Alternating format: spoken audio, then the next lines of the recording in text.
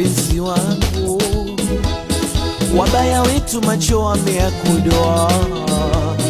Oh, tuzidi kuomba Mungu, penzi letu lizidi kuendelea. Oh, mpenzi, wabaya wetu macho wameyakodoa. Oh, tuzidi kuomba Mungu, penzi letu lizidi kuendelea.